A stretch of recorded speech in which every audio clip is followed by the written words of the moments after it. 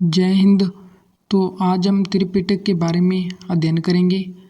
इस वीडियो में हम समझेंगे कि त्रिपिटक क्या है, त्रिपिटक का अर्थ क्या होता है और त्रिपिटक के प्रमुख प्रकार कौन से हैं। सबसे पहले हम समझेंगे कि त्रिपिटक होता क्या है।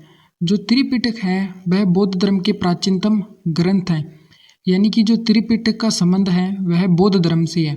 और त्रिपिटक में बौद्ध धर्म के जो प्रमुख सिद्धांत हैं उन सिद्धांतों को संकलित किया गया है, यानी कि जो त्रिपिटक है उसमें बौद्ध धर्म के जो प्रमुख सिद्धांत हैं उनको संकलित करके रखा गया है।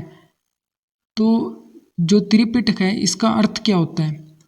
त्रिपिटक शब्द की उत्पत्ति दो शब्दों से हुई है, त्रि प्लस पिटक। त्रि का अर्थ होता है तीन, पिटक का अर्थ होता है टोकरियाँ। इसका त्रिपिटक का शाब्दिक रूप से अर्थ हुआ तीन टोकरियाँ। तो ये तीन टोकरियाँ है कौन कौन सी। तो जो है प्रथम जो टोकरी है वह है विनय पिटक। विनय पिटक प्रथम जो टोकरी मानी जाती है, दूसरी सूत पिटक और तीसरी है अभिधम पिटक। यानी त्रिपिटकों के प्रकार कितने हैं। त्रिपिटक मुख्य रूप से तीन प्रकार के हैं, एक विनय पिटक, दूसरा सूत पिटक और तीसरा अभिधम पिटक। अब हम समझेंगे कि इन जो पिटक है तीनों ही, इन तीनों पिटकों की विषय वस्तु क्या है। तो जो प्रथम जो पिटक है विनय पिटक, इसमें बौद्ध धर्म के आचरण से, यानी कि बौद्ध जो भिक्षु हैं जो उनके आचरण संबंधी नियमों का वर्णन किया गया है। बौद्ध भिक्षु अब क्या होते हैं कि जो व्यक्ति बौद्ध धर्म को अपनाने के बाद या संन्यास धारण कर लेता है या बौद्ध धर्म के जो प्रमुख गुरु होते हैं उनको बौद्ध भिक्षु कहा जाता है। उन भिक्षुओं के जो आचरण से संबंधित जो भी नियम प्रावधान हैं उनका वर्णन किया गया है विनय पिटक के अंदर। और विनय पिटक का शाब्दिक अर्थ होता है अनुशासन की टोकरी। दूसरा जो प्रमुख पिटक है वह है सूत पिटक। सूत पिटक में महात्मा बुद्ध के सिद्धांतों का संग्रह है, यानी कि महात्मा बुद्ध ने बौद्ध धर्म से संबंधित जो भी प्रमुख सिद्धांतों का प्रतिपादन किया उन सिद्धांतों का संग्रह किया गया है सूत पिटक में। और ये जो सूत पिटक है यह इन सिद्धांत तीनों पिटकों में से सबसे बड़ा पिटक माना जाता है सूत पिटक। इसी कारण इस सूत पिटक को बौद्ध धर्म का इनसाइक्लोपीडिया भी कहा जाता है।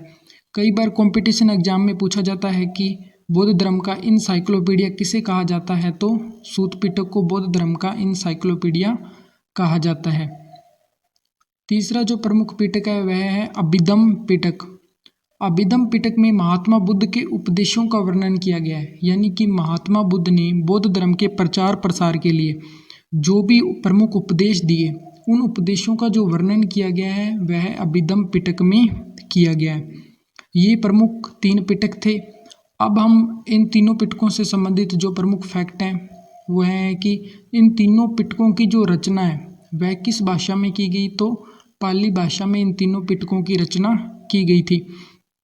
और जो इन तीनों पिटकों का संग्रह किया गया वह कुषाण राजा कनिष्क के काल में इन जो त्रिपिटक हैं तीनों ही, इनको सर्वप्रथम ताम्र पत्रों पर उत्कीर्ण करवा के इन्हें एक स्तूप के अंदर सुरक्षित रखवा दिया गया था।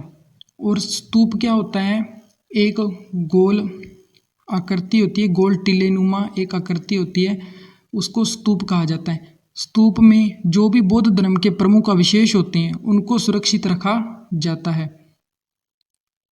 नेक्स्ट आपके लिए क्वेश्चन है कि बौद्ध धर्म का संस्थापक किसे माना जाता है। इस क्वेश्चन का जवाब आपको कमेंट करके बताना है।